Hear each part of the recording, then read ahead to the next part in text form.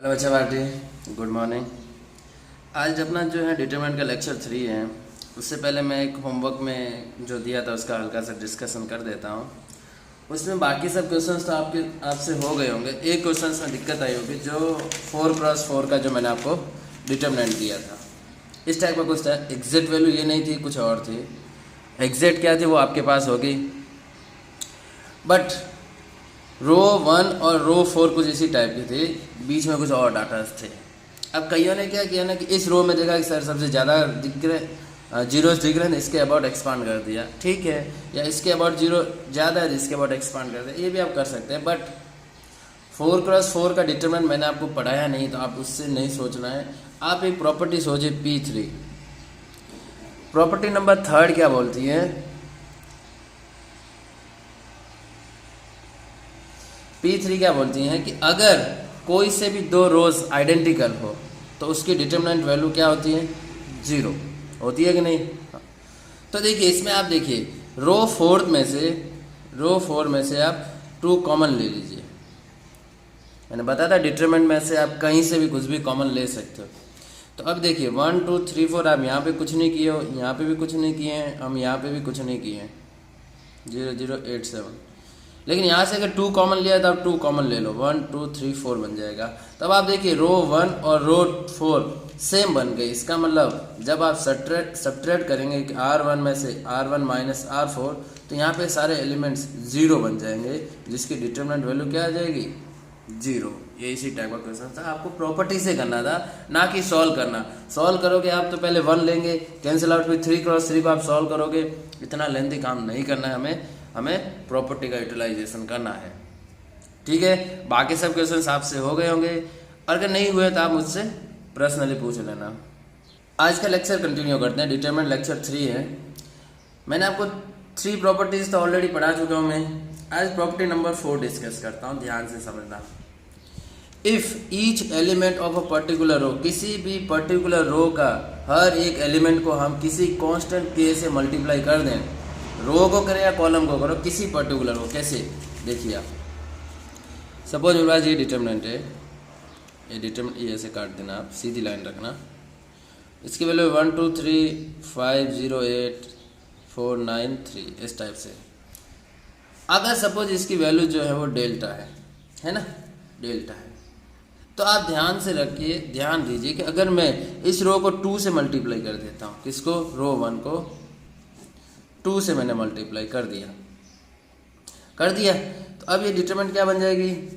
ये सब के सब एलिमेंट डबल हो जाएंगे, 5 0 8 4 9 3। तो अब जो इसकी जो डेल्टा वैल्यू होगी, जो डिटरमिनेंट वैल्यू होगी, वो 2 टाइम्स डेल्टा होगी, क्योंकि आपने के कांस्टेंट से मल्टीप्लाई किया किसी रो को। अगर सेकेंड रो को करते और फर्स्ट को भी करते तो 2 2 4 हो जाता। सिर्फ सेकेंड को करते तो भी यही रहता। किसी भी रो को अगर आप कांस्टेंट से मल्टीप्लाई करते हैं तो उसकी डिटरमिनेंट वैल्यू भी उसी कांस्टेंट से मल्टीप्लाई हो जाएगी, है ना। अगर आप कुछ कॉमन ले रहे हैं तो वो डिवाइड हो जाएगी। वही हो गया, कॉमन में क्या हो रहा है? आप डिवाइड कर रहे हो, मल्टीप्लाई कर रहे हो तो मल्टीप्लाई हो जाएगी। जरूरी नहीं कि रो में ही हो, आप कॉलम में भी अगर मल्टीप्लाई करते, इस कॉलम में अगर आप 2 से या 3 से मल्टीप्लाई कर देते, सपोज मैंने 3 से किया, तो 3 15 एंड 12, बाकी सब एज इट इज रहेंगे। तो इसकी जो वैल्यू है वो 3 टाइम्स डेल्टा हो जाएगी। डेल्टा आप निकाल सकते हैं रो 2 या रो कॉलम 2 के अबाउट एक्सपांड करके, तो जो वैल्यूज आएगी वो उससे मल्टीप्लाई हो जाएगी। आप ध्यान रखना, अगर आप किसी भी पर्टिकुलर रो को अगर मल्टीप्लाई कर रहे हैं तो ये चेंजेस होगा। अब ध्यान रखने वाली बात क्या है, वो आप ध्यान रखेंगे कि एक ऑपरेशन आप इस टाइप से लगा रहे हैं कि आप किसी भी रो को बाहर से मल्टीप्लाई कर रहे हैं। एक आप इस टाइप से लगाते हैं कि अगर आप रो 1 को रो 1 प्लस 2 टाइम्स रो 2 करते हैं, क्या कर रहे हैं इसमें? आप रो 1 में रो 2 को 2 से मल्टीप्लाई करके ऐड कर रहे हैं, ठीक है। फ़र्क क्या है दोनों में फ़र्क बस इतना है कि एक में आप जो ये फर्स्ट वाला था, इसमें आपने पर्टिकुलर रो को डायरेक्ट मल्टीप्लाई कर दिया, किसी में कुछ ऐड नहीं किया, इसलिए वो डेल्टा मल्टीप्लाई हो गया। अगर आप इसको 2 से मल्टीप्लाई करके इसमें ऐड करोगे तो डेल्टा में कोई चेंजेस नहीं आएगा। तो अगर आप एडिशन में किसी को भी मल्टीप्लाई कर रहे हो तो चेंजेस नहीं आएगा, ये आप ध्यान रखना कि अगर आप रो 1 में किसी भी रो को किसी से भी मल्टीप्लाई करके अगर ऐड कर रहे हो तो मैट्रिसेस या डिटरमिनेंट की वैल्यू में कोई फर्क नहीं पड़ेगा। आप ये ध्यान से समझ लेना। एक क्वेश्चंस करते हैं, आप देखिए इस टाइप का मैंने क्वेश्चंस दिया है। अब आप क्या कीजिए ना कि रो 1 में से 6 को कॉमन ले लीजिए। रो 1 में से आप 6 को कॉमन लिया तो ये डेल्टा क्या बन जाएगा, जब आपने 6 से कॉमन लिया तो यहाँ बन जाएगा 17, यहाँ से 3 और यहाँ पे 6। यहाँ से आपने कुछ नहीं लिया है तो एज इट इज़ 1 3 4 और यहाँ पे 17 3 एंड 6। अब देखिए रो 1 एंड रो 3 आइडेंटिकल है या इक्वली बन गया है कि नहीं, तो इसका डेल्टा वैल्यू क्या है 0। अगर आप इसको सॉल्व करते हैं, देखिए कैलकुलेशन कितना लेंथी जाता है, 102 से मल्टीप्लाई करना पड़ता है, 18 से 36 से, बहुत खतरनाक है। तो अगर किसी भी पर्टिकुलर रो से या कॉलम से कोई सा भी अगर फैक्टर बाहर आ रहा है आप ले सकते हैं। सब अभी सपोज मैंने यहाँ पे 6 बाहर लिया था, ये आगे लिखना भी, अगर आप चाहो तो यहाँ से आप कॉमन भी ले सकते हो, 2 कॉमन आ रहा है आप ले लीजिए, यहाँ से 3 कॉमन आ रहा है आप ले लीजिए। जितना कॉमन आ सकता है ना आप पहले उतना कॉमन लीजिए और इसके अंदर की जो वैल्यू है वो छोटी से छोटी बनाइए ताकि कैलकुलेशन उतना ही कम रहेगा हमारे लिए। अगर वो वैल्यू वैल्यूज बड़ी होगी तो कैलकुलेशन लेंथी चला जाएगा। नेक्स्ट प्रॉपर्टी में आते हैं P5 पे।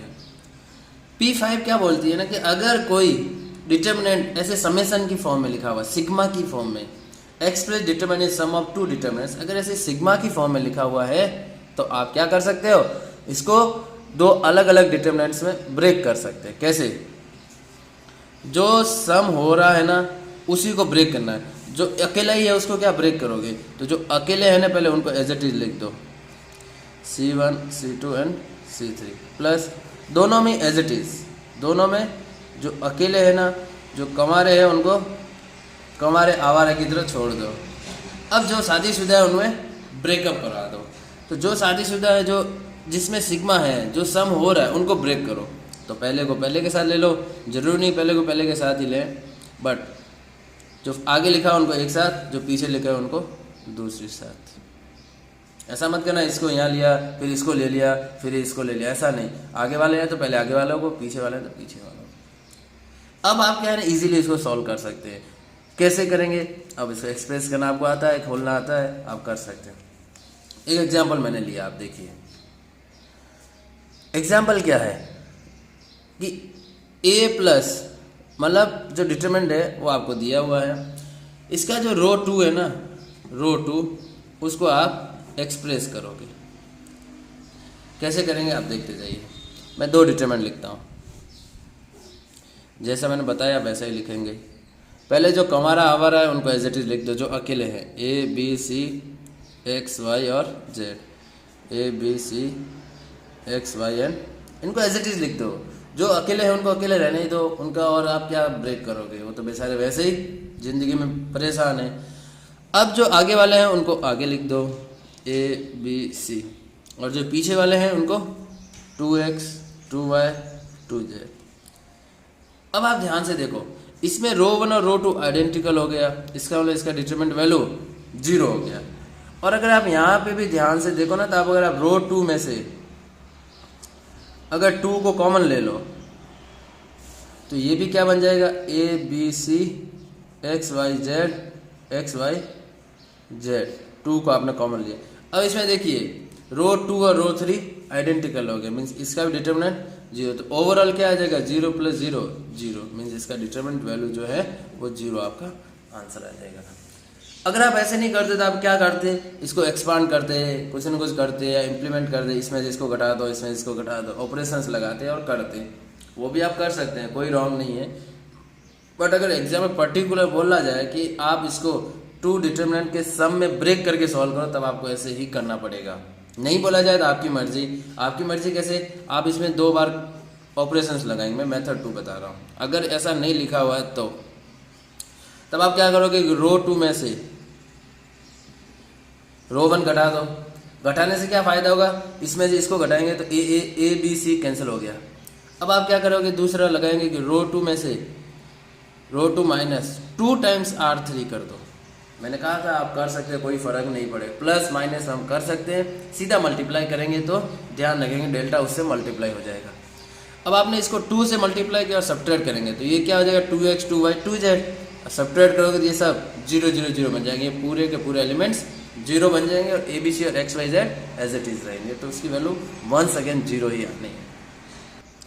आगे प्रोसीड करते हैं। कभी कभार क्वेश्चन इस टाइप का आता है कि विदाउट एक्सपांडिंग प्रूव दैट ये 0 है, बिना सॉल्व किए एक्सपांड किए मिलकर आपको ये बताना होता है कि ये 0 है। अब इसको है ना कभी कभार ऐसे हार्ड एंड फास्ट अपने को नहीं लेना है कि बोला गया है कि एक्सपांड करना ही नहीं है तो मैं कभी एंड तक करूँगा ही नहीं, ऐसा नहीं है। आपको इसका मतलब ये है कि आप 2 से 4 या 2-3 ऑपरेशंस लगाओ, 2 to 3 आप ऑपरेशंस लगाओ और सिंपल से सिंपल बना लो, और अगर उसके बाद भी अगर ये 0 नहीं दिख रहा है तो आप एक्सपांड भी कर सकते हो। अब ध्यान रखिए क्या करेंगे हम, एक्सपांड स्टार्टिंग में आप एक्सपांड करने मत लग जाना, हम क्या करेंगे ना कि देखिए रो 1 में रो 2 को जोड़ देते हैं। क्या फ़ायदा होगा इससे फ़ायदा क्या होगा वो तो बाद में देखेंगे, पहले जोड़ तो लेते हैं। तो x प्लस वाई था, ये z इसमें जुड़ जाएगा, तो x plus y plus y z था, x जुड़ जाएगा, ये सब x plus y plus z बन गया। बना कि नहीं बना? और यहाँ पे आपने कुछ नहीं किया, एज इट इज। अब आप देखिए रो 1 में से आप x plus y plus z को कॉमन ले सकते हो कि नहीं, और 1 1 1 बन जाएगा। बन रहा है कि नहीं, समझ में आ रहा है कि नहीं? कॉमन ले लिया। अब देखिए रो 1 और रो 3 वंस अगेन आइडेंटिकल हो गया, इसका मतलब डिटरमिनेंट 0। आप लिख देना कि रो 1 आप एक्सपांड भी लगा लें, रो 1 माइनस रो 3, तो सारे 0 एलिमेंट्स हो जाएंगे। तो 0 एलिमेंट्स में डिटरमिनेंट विल बी 0। आपने एक्सपांड किया ही नहीं, प्रॉपर्टी से ही आपने ये प्रूव कर दिया कि इसकी वैल्यू क्या है 0। वो यही चाहते हैं कि आप एक्सपांड करो ही ना। सपोज ये तरीका ना समझ में आया, जरूरी थोड़ी ना यही दिमाग में आ जाए, भगवान तो है नहीं। तो आप कोशिश हमेशा ये करोगे कि उस रो में या कॉलम में मैक्सिमम 0 बना दीजिए आप, और कुछ मत कीजिए, मैक्सिमम 0 बना दीजिए। तब आप क्या करोगे मैक्सिमम 0। इस साइड तो मुझे कुछ दिख नहीं रहा है क्योंकि सेम एलिमेंट्स कहीं पे भी है नहीं, मुझे कॉलम में दिख रहे हैं कि भाई यहाँ पे 1 1 1 है, तो मैं क्या कर लूँगा कि C2 में से C1 घटा दूंगा और C3 में से 1 सेकेंड C1 घटा दूंगा, ताकि ये 2 एलिमेंट्स 0 हो गए। अब आप ऐसा करना, इससे आपको आंसर भी मिल जाएगा कि कुछ कुछ कॉमन आके आइडेंटिकल रो या कॉलम बन के आंसर आपका 1 सेकेंड 0 प्रूफ हो जाएगा। तो ध्यान रखिएगा आप हमेशा, अगर ये समझ में आ रहा है तो ठीक है, क्योंकि ये हार्ड एंड फास्ट है कि अगर क्लिक हो गया तो हो गया, अदरवाइज हमें पता नहीं। लेकिन ये ब्रह्मास्त्र है कि हमेशा आप ये कोशिश कीजिए किसी भी रो में या कॉलम में मैक्सिमम 0 हो। 0 बनाने का फ़ायदा क्या होता है वो आप जानते हैं कि वो एलिमेंट्स के अबाउट एक्सपांड करने की ज़रूरत ही नहीं होती है, 0 डायरेक्ट हो जाता है। यहाँ तक ठीक है। अगला क्वेश्चन करते हैं। देखिए ये सबसे काम की एक्सरसाइज है और जो एग्जाम्पल मैं करवा रहा हूँ आप ध्यान से करना। अपना जो क्वेश्चन है हमारा जो एग्ज़ाम में है वो यहीं से आता है। 4.2 जो एक्सरसाइज है आज आपको करनी भी है, वहीं से क्वेश्चंस मेनली उठ के आते हैं। अब इस डेल्टा की वैल्यू आपको बतानी है। अब ऐसे कुछ देखो समझ में आ नहीं रहा, आपने देखा भी होगा, अब आराम से देखिए।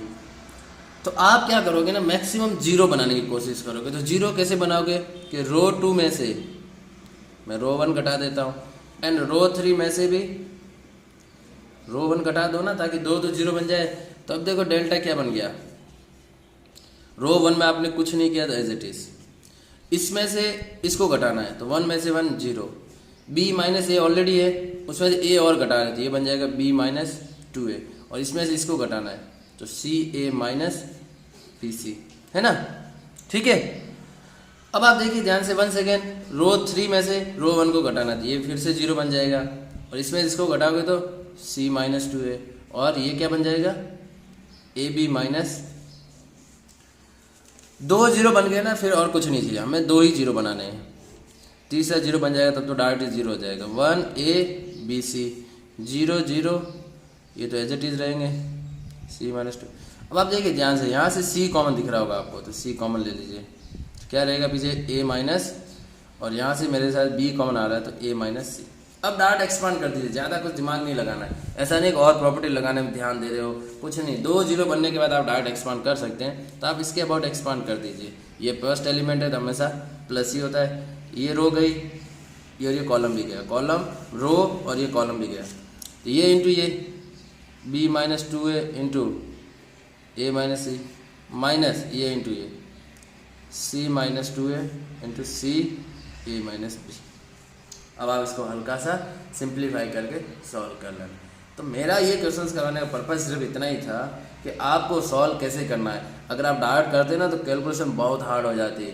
ए बी सी इतने कंफ्यूज कर देते हैं आपको कि आप कुछ ना कुछ कैलकुलेशन एरर कर लेते हैं और मार्क्स आपके कट हो जाते। तो मार्क्स कैसे कम होना हो, फुल मार्क्स कैसे लाए, उसके लिए यही है कि आप ज़्यादा से ज़्यादा जीरो बनाइए। जितने ज़्यादा जीरो बनाओगे ना उतना ही काम हमारा आसान होता चला जाएगा। आज का लास्ट क्वेश्चन करवाता हूँ, ये ध्यान रखें, क्वेश्चन भी बहुत अच्छा है कि if x y z are different, x y z अलग अलग हैं, बोल लिया डिफरेंट है, तो इस डेल्टा की वैल्यू जीरो ये उन्होंने दी है। अगर ये डेल्टा जीरो है तो आपको शो दैट कि 1 प्लस एक्स वाई जेड की वैल्यू भी जीरो होनी चाहिए। अगर इसको जीरो करना है तो हम क्या करेंगे, इसको जीरो दिया है, पहले इसको जीरो करते हैं।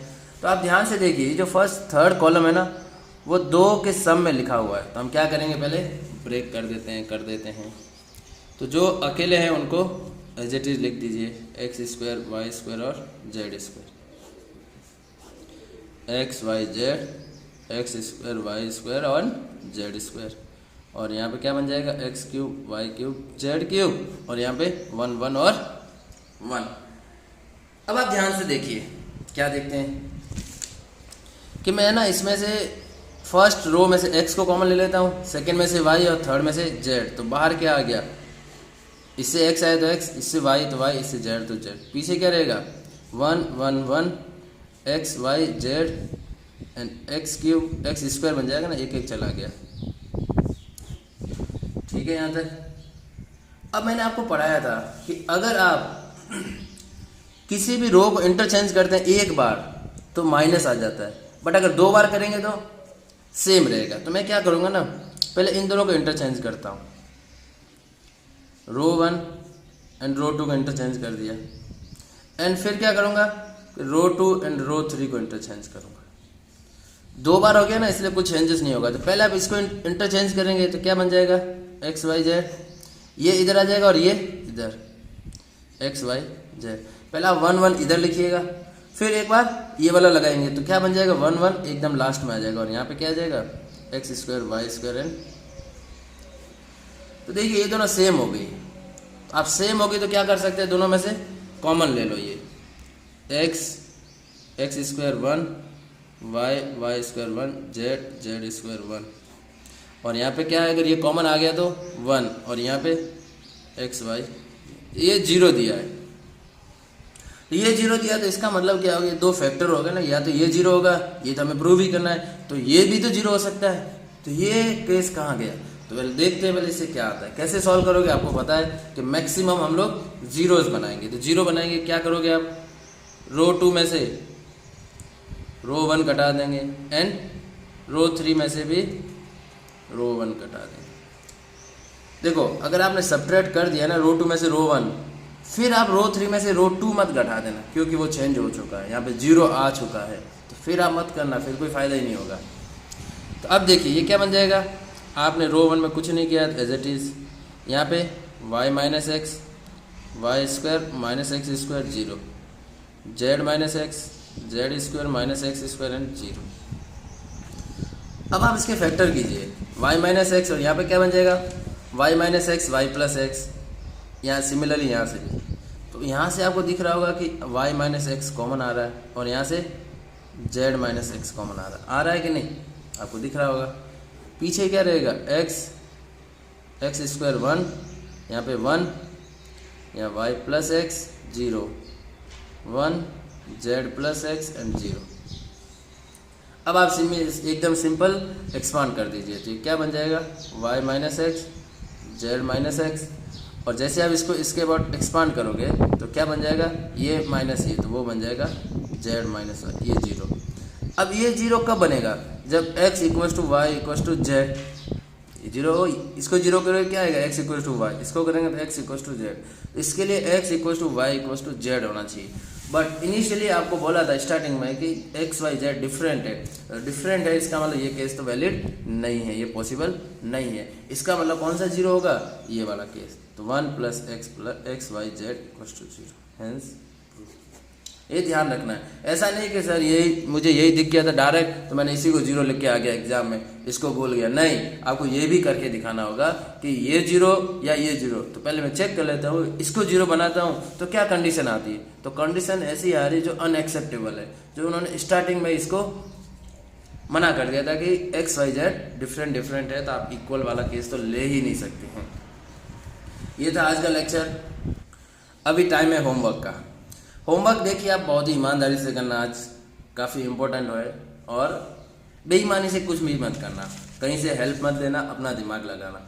और जो चीज़ बनाना हो ना वैसा पहले बनाने की कोशिश करना। जैसे 1/a बनाना है तो वो मैं कैसे बनाऊँ, कुछ कॉमन लेके बना सकता हूँ, a को कॉमन ले लूँ, b को कॉमन ले लूँ, ऐसा कुछ दिमाग लगाना कि आप एक फैक्टर कैसे बनाओगे। ठीक है ना। ये क्वेश्चन 1 था, ये क्वेश्चन 2 है, क्वेश्चन 3। डायरेक्ट एक्सपांड किसी को भी मत करना, हर एक में आप प्रॉपर्टीज यूज करना, उसके बाद सॉल्व करना। क्वेश्चन 4 एंड क्वेश्चन 5 मैंने आपको सिर्फ 5 ही क्वेश्चन दिए, आपको करने हैं। ओके, चलो, थैंक यू।